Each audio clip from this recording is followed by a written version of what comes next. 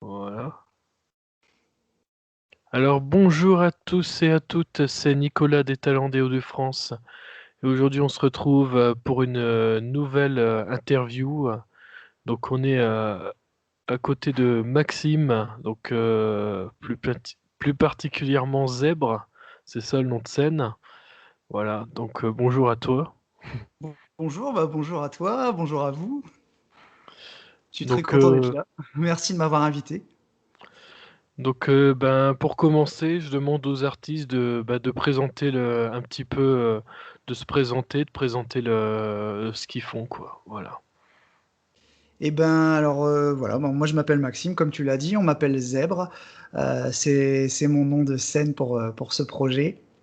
Voilà, je fais de la pop folk en français, voilà, avec plein d'influences derrière, avec des touches d'électro par-ci par-là, plein de petites choses que j'aime, mais essentiellement c'est quand même pop avec des paroles en français toujours, parce que j'écris en français. J'ai commencé à chanter parce que j'écrivais. J'ai commencé à chanter en 2003, donc ça remonte pas mal maintenant. Et j'ai toujours été en groupe jusqu'à maintenant. Je suis passé par plusieurs groupes. Actuellement, je fais partie depuis une douzaine d'années d'un groupe de la région, un groupe d'Arras qui s'appelle Araucana, qui est plutôt chanson rock festif. Et puis, avec Zèbre, en fait, simplement, c'est un projet que j'avais dans la tête depuis des années, qui me tenait à cœur. J'avais des chansons, j'ai amassé sur ma route pas mal de chansons plus personnelles qui convenaient pas à Araucana ou à mes précédents groupes d'ailleurs, parce qu'il y a des chansons que je défends avec Zèbre et qui sont encore plus anciennes qu'Araucana. Et donc, j'ai décidé en 2019 de franchir le pas de commencer ce projet en solo, pour faire vivre un petit peu ces titres et qui restent pas dans les tiroirs. Voilà, tout simplement. D'accord. Donc, comment justement se passe le confinement pour toi Le confinement, c'est mitigé. Disons que l'absence de concerts, au début, on ressent ça un petit peu comme une punition, et puis après, forcément, on essaye de voir un petit peu le positif, parce qu'on va pas passer des mois à se lamenter sur son sort. Il y a pire que nous, c'est sûr. Moi, j'ai la chance actuellement d'être encore intermittent du spectacle. On ne sait pas pour combien de temps, mais en tout cas, pour l'instant, je suis encore indemnisé des concerts que j'ai fait précédemment. Donc, je profite de ce temps, entre guillemets, libre pour travailler, composer, écrire, produire de la musique et puis travailler sur ce projet. J'ai fait une résidence au, à l'espace François Mitterrand de Bully-les-Mines. C'était mi-février, en fait, mi-février. Et là, je retourne en résidence la semaine prochaine pour une semaine pour travailler justement sur le set live de Zèbre, euh, que je pourrais, j'espère, présenter très bientôt en live. Donc voilà, donc ça travaille beaucoup, et puis on essaye de pas trop se lamenter et pas trop penser aux choses négatives. On essaye de continuer d'avancer. D'accord, très bien. Quelles sont vos influences musicales? Oula, alors là, c'est vaste, c'est très très vaste. Moi, je suis très pop à la base. À la base, il y a un groupe qui m'a beaucoup influencé. Je sais pas si ça va dire quelque chose. C'est un vieux groupe, c'est Toto. C'est un groupe californien, voilà, de super musiciens studio qui se sont regroupés dans les années 70 et qui ont fait des gros succès, notamment une chanson qui s'appelle Africa. Et je les ai découverts par là d'ailleurs. Donc ça, c'est un groupe qui m'a beaucoup influencé, que j'ai vu plusieurs fois en live. Euh, donc j'ai toujours eu ce côté pop et puis rythmique un peu tribal, un peu africaine aussi, qui m'a toujours suivi. Que maintenant, d'ailleurs, dans l'EP qui va venir avec Zèbre, j'assume plus parce que je peux le faire, et puis je travaille avec quelqu'un qui fait ça très bien, qui s'appelle Romain Watson, qui est un artiste de la région. euh, voilà, qui travaille à la production de mon EP et qui a bien cerné toutes ces influences un peu tribales et qui mélange ça très bien avec ma pop culture. Euh, et donc influence, bah, après je suis parti dans le hard rock, dans le rock and roll. J'ai écouté beaucoup de rap quand j'étais quand j'étais ado. J'écoutais énormément de rap français. Mes premiers textes c'était des textes en rap. C'est pour ça que j'ai une écriture en parole assez fournie où j'écris beaucoup des longues phrases parce que j'ai commencé à écrire des textes de rap tout simplement et c'est toujours une influence qui est présente. Voilà, après, ça va vraiment dans tous les sens, hein. J'écoute beaucoup de musique irlandaise, par exemple. Voilà, plein de trucs différents. Même un peu de métal, voilà, du hard rock. Ça part vraiment dans tous les sens. D'accord. Quel album ou groupe auriez-vous découvert justement pendant cette crise sanitaire Quel groupe j'ai découvert ou quel artiste j'ai découvert là? Voilà. Bah, des artistes de la scène française comme Ben Mazué ou Pomme, que je connaissais pas en fait et que j'ai découvert là assez récemment pendant le confinement et j'ai été hyper touché en fait je trouve que j'entends beaucoup de gens dire qu'il n'y a pas qu'en France la musique il n'y a pas beaucoup de diversité et que c'est toujours la même chose qu'on entend, qu'on nous rabâche les mêmes choses. Et en fait, j'ai découvert qu'il y avait une grande richesse dans la chanson française actuellement. Et il y a de l'espoir, du coup. J'ai trouvé ça super, super bien fait, super bien produit, super bien écrit. Euh, Hervé aussi, un artiste qui s'appelle Hervé que j'ai découvert et qui file la patate, voilà, avec des sons un petit peu années 80 de synthé, j'aime beaucoup aussi. Voilà. D'accord. Comment se passe la composition? Alors la composition, euh, quand j'écris par exemple pour un projet, pour mon groupe, souvent l'idée de base musicale ou en termes de paroles vient d'un de nous.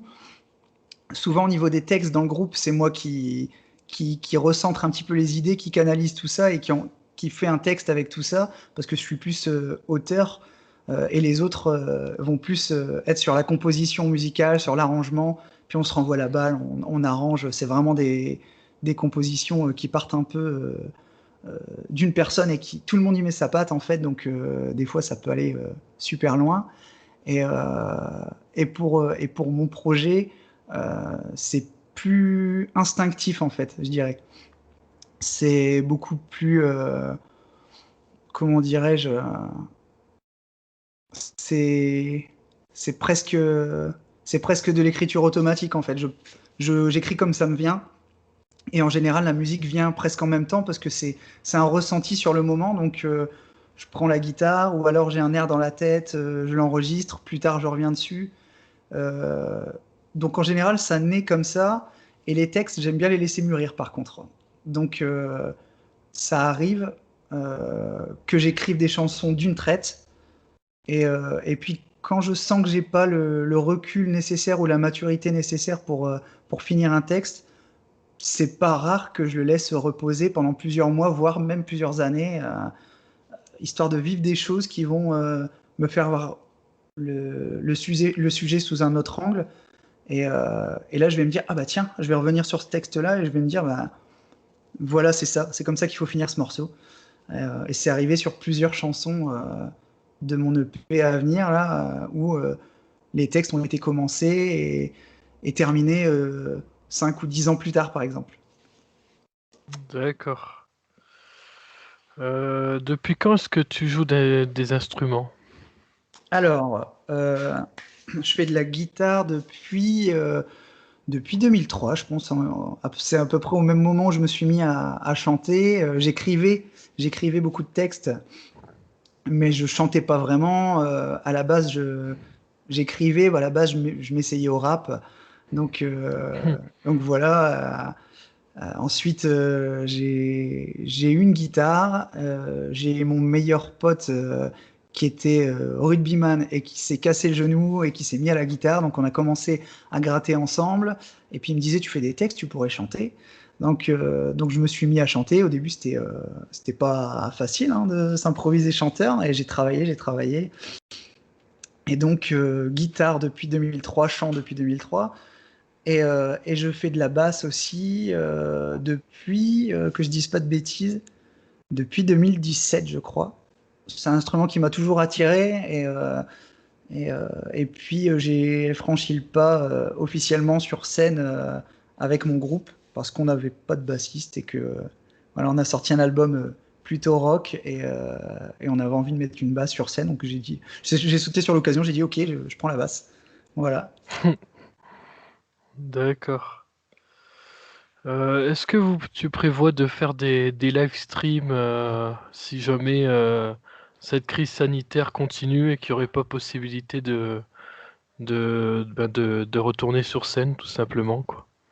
Bah, j'y pense, ouais, j'y pense.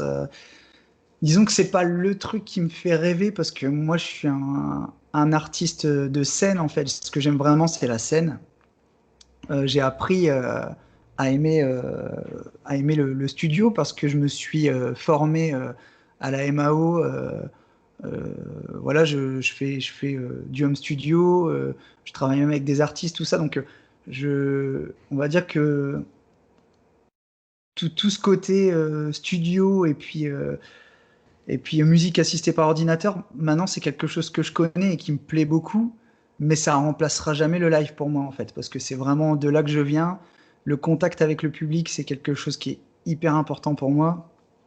Et s'il faut venir au live stream, j'y viendrai évidemment, parce que de toute façon il faut évoluer et vivre avec son époque. Mais j'espère vraiment que ça va revenir les concerts et qu'on va pouvoir de nouveau faire la fête tous ensemble. Exactement. Justement, pourquoi le nom Zèbre pour le projet?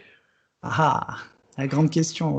Ouais. Pour plein de symbolique en fait.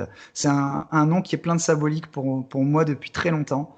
Depuis, je devais avoir 15-16 ans quand j'ai commencé voilà, en fait, j'ai rêvé que j'étais sur scène vers 15-16 ans et il y a ce nom-là qui est ressorti, je ne sais pas pourquoi. Et puis j'ai oublié. Et c'est un animal qui est plein de symbolisme pour moi et qui a toujours été présent, même dans ma philosophie. Une des plus vieilles chansons que je défends sur mon EP, je l'ai écrite il y a 15-16 ans, justement. Elle s'appelle De noir et de blanc. Donc, donc ça fait vraiment partie de ma philosophie, le fait que les choses dans la vie sont pas ou tout noir ou tout blanc et un subtil mélange des deux. Donc voilà, il y a le côté aussi, l'équilibre, le yin et le yang, voilà, c'est plein de symboliques, plein de symboliques, voilà. Je veux pas toutes les citer, mais en gros, voilà, c'était une évidence. C'était une évidence. Et puis, quand il a fallu choisir un nom de scène, comme mon nom de famille est assez proche de Zèbre, c'est venu naturellement. Je me suis dit, c'est ça. Voilà. C'était évident. D'accord. Justement, donc là, en ce moment même, on peut retrouver sur ta chaîne YouTube le titre Happy. Donc c'est un extrait, enfin un single qui ne sera pas disponible dans l'EP comme tu as dit tout à l'heure, C'est ça. mais ça défend une cause d'une maladie génétique pour un enfant qui est Grégory de 6 ans. Voilà. Ouais, Donc c'est si tu ça. C'est peux nous ça. parler un petit peu de ce morceau. Ouais, bien sûr. Eh ben, en fait, donc je travaillais sur mon EP avec Romain Watson depuis mi-2019 à peu près. Et puis ensuite est venu le confinement. Et donc le confinement, ben, j'étais un petit peu bloqué parce que du coup, je pouvais maqueter mes chansons, les envoyer à Romain, mais on devait enregistrer des voix, etc. Puis on s'est retrouvé un petit peu à, à quelques kilomètres l'un de l'autre, mais sans pouvoir se voir. Donc je me suis dit, bon, bah, je vais travailler sur des chansons. Et là, j'ai la maman de Greg, qui connaissait mon groupe, qui m'a approché sur Internet pour savoir si on serait d'accord pour faire une chanson, un genre d'hymne pour l'association Happy Greg qu'elle a créée pour son petit garçon. Greg, voilà, c'est un petit garçon de 6 ans, comme tu l'as dit, qui est hyper attachant et que j'ai pu voir plusieurs fois parce qu'il est venu voir mon groupe en concert plusieurs fois. Il est plein de vie, il chante, il danse, il sourit tout le temps. Et, euh, et donc ce petit gars, il est atteint depuis sa naissance par une maladie génétique rare dont on ignore le nom. Et sa maman l'appelle le colosse masqué parce qu'ils le combattent sans savoir vraiment qui c'est, ce que c'est, quoi qu'est-ce, depuis toujours. Et, euh, et à cette époque-là, elle avait des problèmes pour trouver une assistante, je sais plus comment on dit, euh, je sais plus comment on appelle ça, mais une assistante pour l'assister à l'école parce qu'il avait du Ah mal oui, à... oui, une Voilà. AVS. Une AVS, exactement, je te remercie. Donc ils avaient du mal à trouver une AVS et elle se disait que peut-être un titre euh, suffisamment fort pouvait peut-être leur permettre de se faire connaître et de trouver une AVS plus facilement. Bon, il se trouve qu'après ils en ont trouvé une pas avant que la chanson sorte, donc c'était très bien. Mais en gros, moi, leur cause m'a vraiment touché et en très peu de temps, en fait, Happy, c'est un titre qui est né très rapidement. La musique, les paroles, tout a coulé de source et en quelques heures, j'avais la chanson complète. J'ai fait une maquette, j'ai fait écouter à mes potes d'Arocana qui ont aimé le morceau, mais qui ont convenu que ça ne convenait pas à Arocana. Donc, ben, j'ai décidé de la défendre avec Zèbre et que ce serait mon premier single en fait. Une parenthèse, une petite présentation avant l'EP. Comme ça, bah, ça me permettait en plus, me mettre le pied à l'étrier et de défendre une bonne cause. Donc voilà, c'est un titre qui sera pas sur l'EP, mais par contre que je vais défendre en live le plus possible parce que si ça peut permettre de faire connaître l'association Happy Greg, bah c'est cool. D'accord. Donc voilà, j'ai fait un peu le tour au niveau des questions et sur le projet. Donc Ouais. je t'avais proposé justement de faire un morceau en visioconférence. Donc ben, je te laisse le présenter. Puis Eh ben, ça tombe bien, j'ai une guitare juste en face de moi, hein. Donc je vais, pou- je vais pouvoir te chanter quelque chose. Alors, ben, c'est un morceau que j'ai entamé il y a plusieurs années. Ça fait même pas mal de temps. Je crois que je l'ai commencé, si je dis pas de bêtises, ça devait être en 2012-2013. Et puis je l'ai terminé assez récemment. Le morceau s'appelle Drôle de zèbre. Je trouvais que c'était un bon moyen de me présenter. Donc voilà.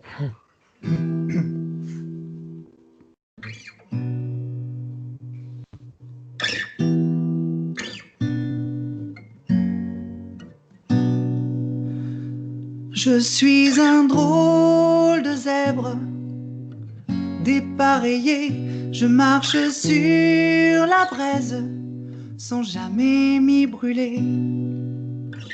Je vous annonce la couleur dans le blanc des yeux. S'il est vrai que je suis rouge au cœur, je m'y suis fait quelques bleus. Je couche mes idées noires sur une page blanche. J'y ajoute une note d'espoir et quelques autres nuances. Est-ce un oubli de l'artiste, un choix délibéré? Aura-t-il trouvé trop triste de me peindre en entier? Une part d'ombre dans la lumière, ou l'inverse qui sait? Comme une colombe, une panthère, toutes deux enlacées. Je suis un drôle de zèbre, dépareillé, je marche sur la braise, sans jamais m'y brûler. J'ai pas envie d'être célèbre, je préfère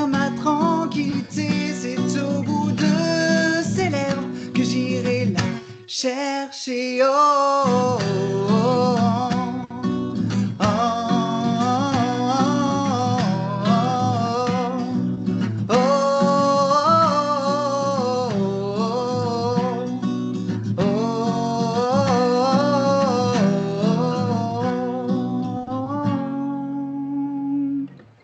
oh, cousu de fil blanc, j'embraye sur une nouvelle histoire.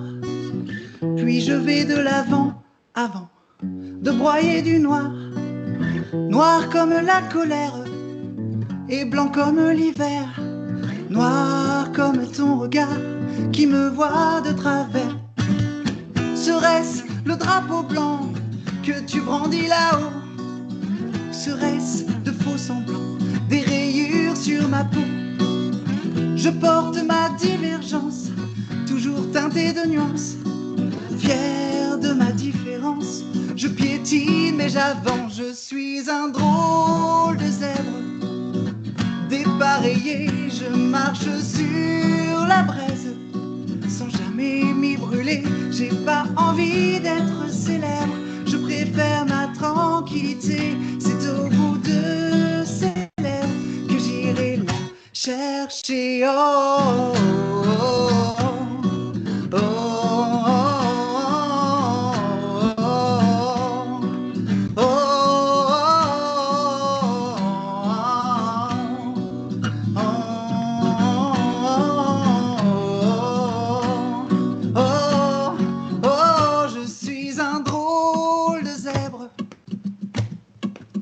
Je suis un drôle de zèbre. J'ai pas envie d'être célèbre, mais quand je rêve de succès, c'est au bout de ses lèvres que je vais l'embrasser. Je suis un drôle de zèbre, dépareillé, je marche sur la braise, sans jamais m'y brûler. J'ai pas envie d'être célèbre, mais quand je rêve de succès, c'est au bout de vos lèvres que je vais le chercher.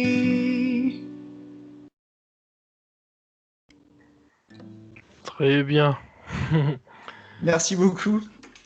Donc c'est un extrait qu'on pourra retrouver sur le P, celui-là? C'est ça, tout à fait, ouais. Il sera sur le P. Ça, c'est Voilà, sûr. donc un extrait inédit par contre. C'est ça, ouais, c'est inédit. Tout à fait. Voilà, voilà. Bah Bah, donc en merci tout cas, beaucoup. j'étais très content de t'interviewer, comme tu es un artiste de la région, et puis je vous invite à aller suivre le projet de Zèbre. Donc il y a les réseaux sociaux, donc on peut te retrouver partout, c'est ça? Ouais, c'est ça. J'ai une page Facebook. J'ai donc Zèbre, je crois que c'est zèbre.musique, si je dis pas de bêtises. Voilà. Après, j'ai un compte Instagram, Max tiré du. Je sais plus d'ailleurs parce que je suis sur Mac, donc tiré bas, Max tiré bas Zèbre. Voilà, sur Instagram. Et puis sinon, j'ai une page Groover. Et puis, vous pouvez retrouver le single Happy, un compte YouTube aussi, Zèbre officiel. C'est important de le citer parce qu'il y a des choses qui vont arriver, j'espère, bientôt. Et donc, sur le compte YouTube, le compte YouTube, vous pouvez retrouver le clip de Happy. Et Happy, qui est un titre que vous pouvez retrouver sur toutes les plateformes de streaming, sur Spotify, Deezer, iTunes, etc. Voilà. D'accord, il n'y a pas de souci. Bah, merci On est... beaucoup en tout cas de m'avoir reçu. C'est super Il n'y a pas sympa. de souci. Merci à toi et puis je te souhaite une bonne journée alors. Merci toi aussi, bonne continuation. Salut.